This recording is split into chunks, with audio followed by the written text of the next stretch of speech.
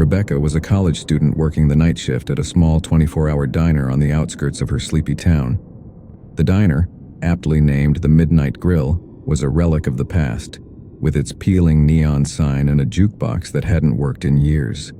The regulars were truckers passing through, insomniacs looking for a coffee fix, and the occasional group of teens daring each other to stay until dawn. Rebecca didn't mind the job. It was quiet, the pay was decent, and she could use the downtime to study. Her shift usually started at 10 p.m. and ended at 6 a.m., just as the morning sun began to creep over the horizon. This particular night felt different, though. The air was heavy, the kind of oppressive humidity that made her hair stick to the back of her neck. She had the strange sensation of being watched, though the diner was empty except for Harold, the elderly cook, who was busy cleaning the grill in the kitchen. At 1 a.m., the first customer of the night walked in. He was tall, wearing a weathered leather jacket, and had an unsettling intensity in his eyes. He slid into a booth in the corner, far from the counter, and didn't pick up a menu. Rebecca grabbed her notepad and approached him. "Good evening. What can I get for you tonight?" she asked, forcing a smile. The man didn't answer right away. Instead, he stared out the window, his fingers tapping rhythmically on the table. Finally, without turning to her, he said, "Coffee. Black." As Rebecca turned to prepare his drink, she noticed something odd. The man's reflection in the diner's glass window was blurred, almost as if it didn't belong. She shook her head, dismissing it as her imagination. Rebecca brought the coffee to the man and placed it in front of him. He didn't thank her, or even acknowledge her presence. His gaze remained fixed on the window, though the parking lot outside was empty except for a few scattered streetlights casting dim halos of light. Harold emerged from the kitchen, wiping his hands on a greasy towel. "Quiet night, huh?" he said, giving Rebecca a tired smile. He glanced at the man in the corner and frowned. "Who's that?" "Just some guy," Rebecca replied, lowering her voice. "Kind of creepy, though." Harold nodded, his expression uneasy. "Well, keep an eye on him. Let me know if anything seems off." As the hours dragged on, more customers trickled in. A pair of truckers sat at the counter, chatting about their routes. A woman in a business suit ordered a late-night snack to go. But the man in the corner didn't move. His coffee sat untouched and his unblinking stare remained fixed on the window. At 3 a.m., the diner began to clear out again, leaving Rebecca alone with the man. Harold had gone to the back office to rest, leaving her to man the counter. She busied herself by wiping down tables, trying to ignore the growing unease in her chest. Finally, she couldn't take it anymore. She approached the man and said, "Sir, are you all right? Do you need anything else?" For the first time, he turned to look at her. His eyes were dark, almost black, and his face seemed to lack detail, as though it were slightly out of focus. "You should leave," he said in a low, gravelly voice. Rebecca stepped back, her heart pounding. "Excuse me?" "Leave. Now." His tone was insistent, almost desperate. Rebecca hurried to the kitchen to find Harold. "That guy out there," she whispered. "He's acting really weird. He told me to leave." Harold frowned, his concern deepening. "Let's check the security cameras. Maybe we can figure out what's going on." They went to the office and pulled up the live feed from the diner's security cameras. The footage showed the dining area, with Rebecca standing near the counter and the man still sitting in the corner booth. But something was wrong. The man's figure on the screen was flickering, like an image struggling to load on a faulty device. At times, he would vanish completely, only to reappear a moment later. "What the hell?" Harold muttered, leaning closer to the monitor. Rebecca felt a cold knot of fear in her stomach. This isn't possible. Cameras don't do that.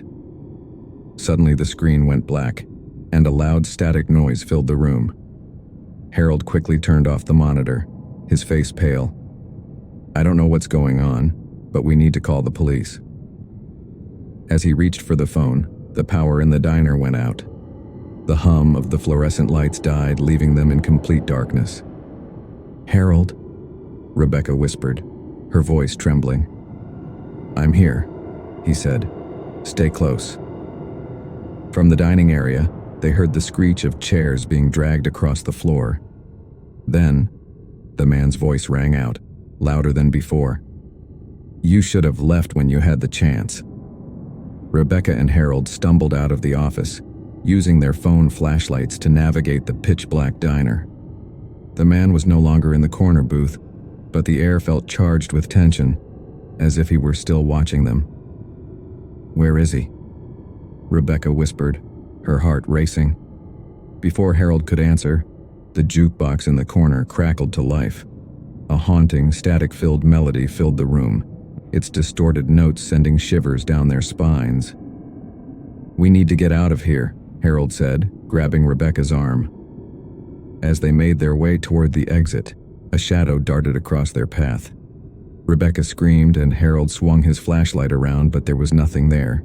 They reached the front door, only to find it locked. Harold rattled the handle, cursing under his breath. "It shouldn't be locked. I unlocked it earlier." The static from the jukebox grew louder, morphing into a cacophony of whispers. The voices were unintelligible but filled with malice. Rebecca turned to look behind them and froze. The man was standing at the far end of the diner, his blurred figure barely illuminated by their flashlights. His dark eyes glowed faintly, and his distorted face twisted into something resembling a grin. "Run!"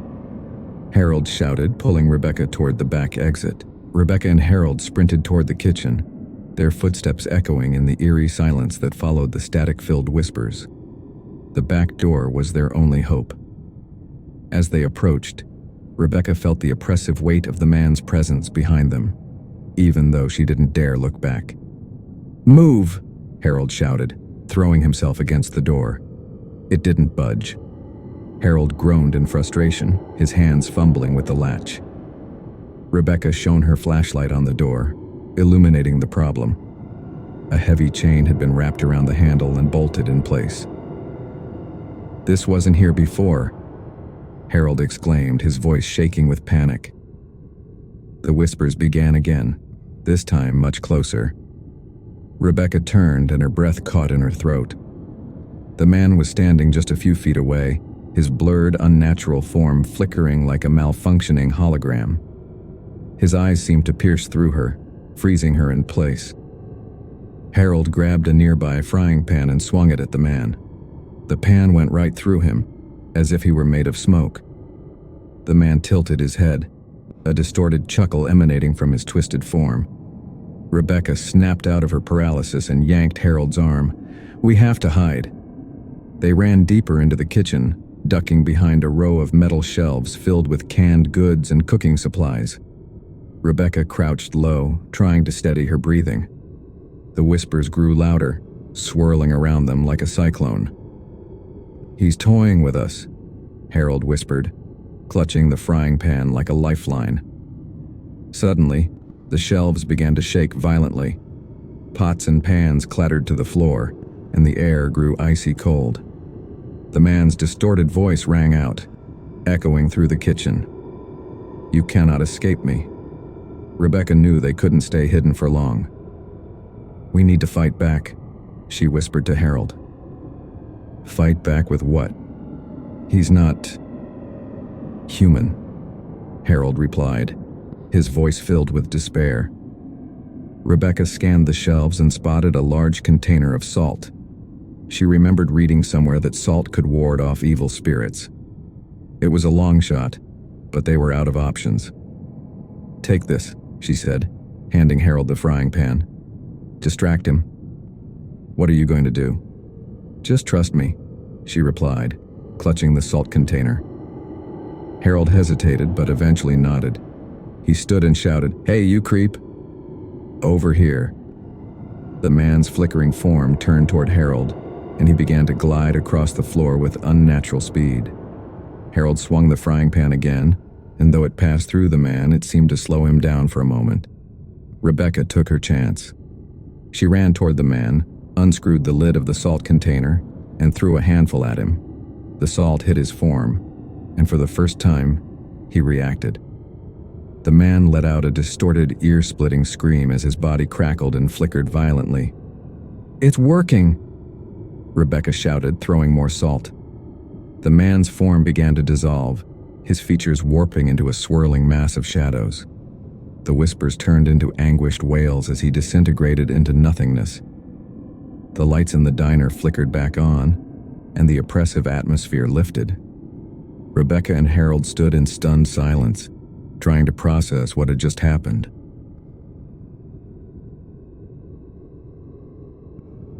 Liam had always been a night owl, so when he got a job working the graveyard shift at the old textile factory on the outskirts of town, he didn't think much of it.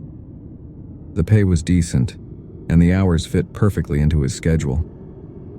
He didn't mind being alone in the vast, echoing building, surrounded by rows of dormant machinery and the occasional creak of settling metal.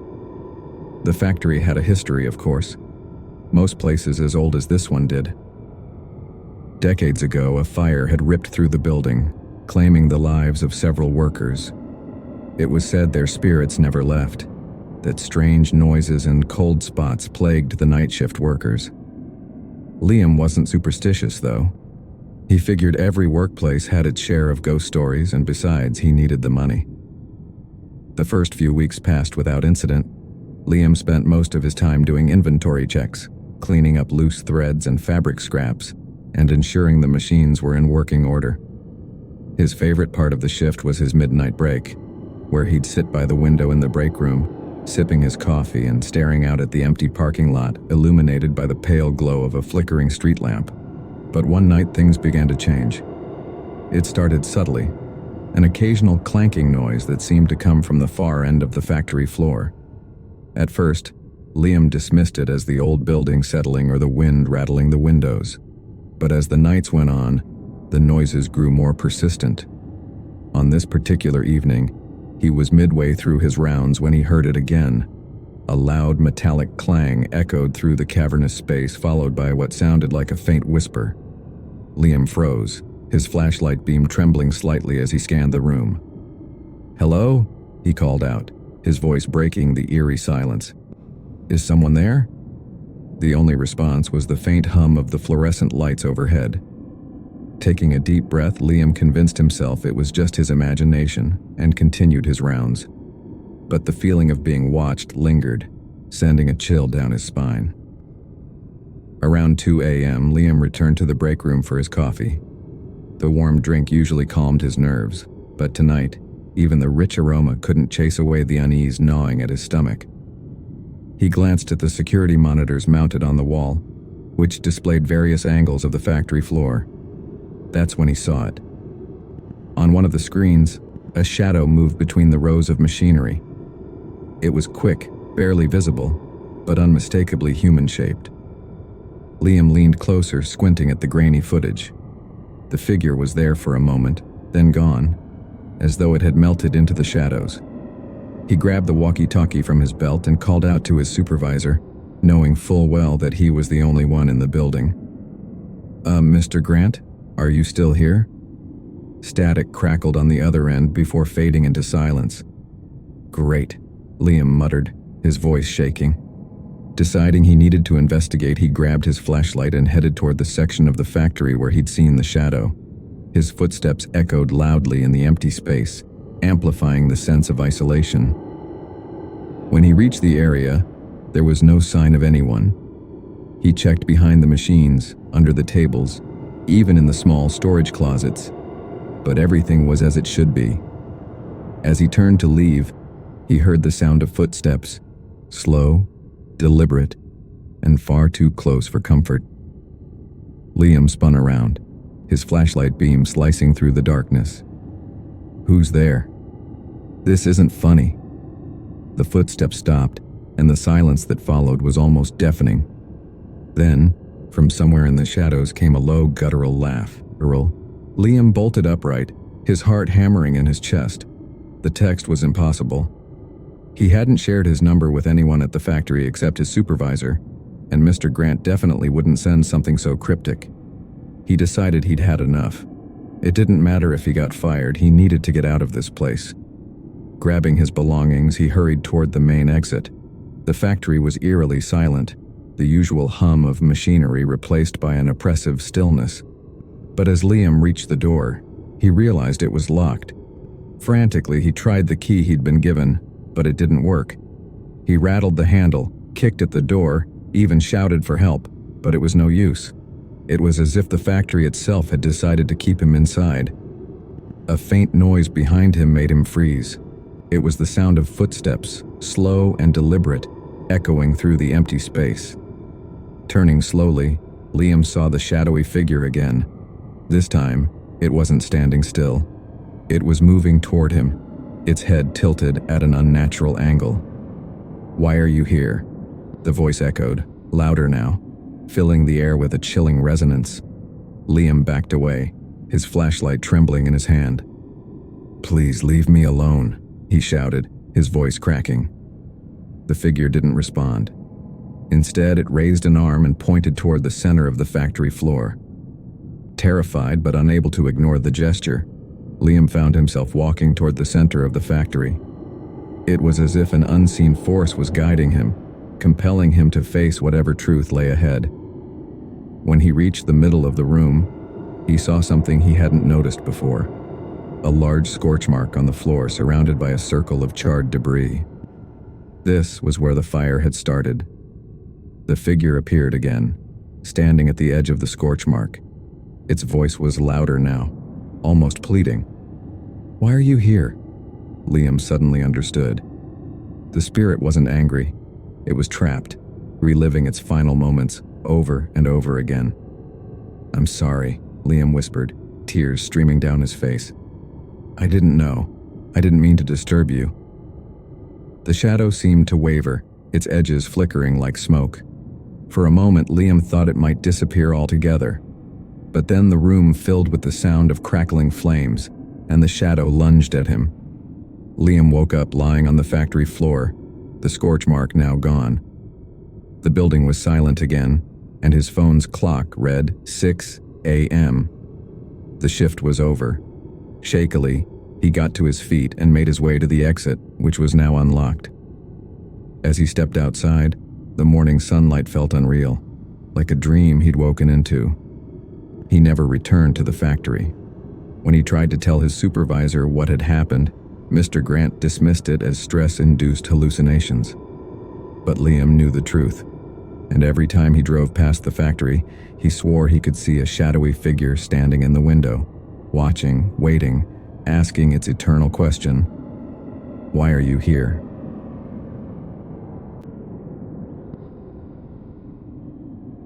Jacob was no stranger to working the graveyard shift.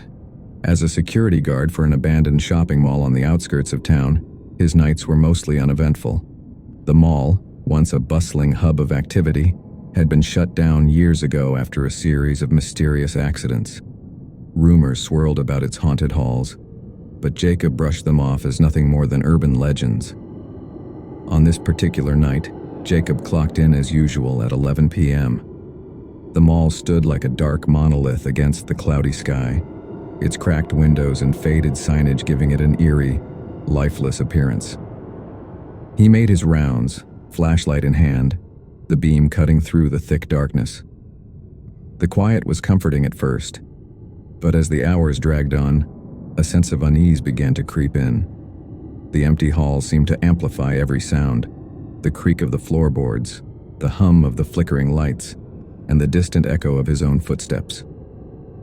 As Jacob reached the food court, he noticed something unusual. A single chair was pulled out from one of the tables, as if someone had been sitting there. He was certain it hadn't been like that earlier.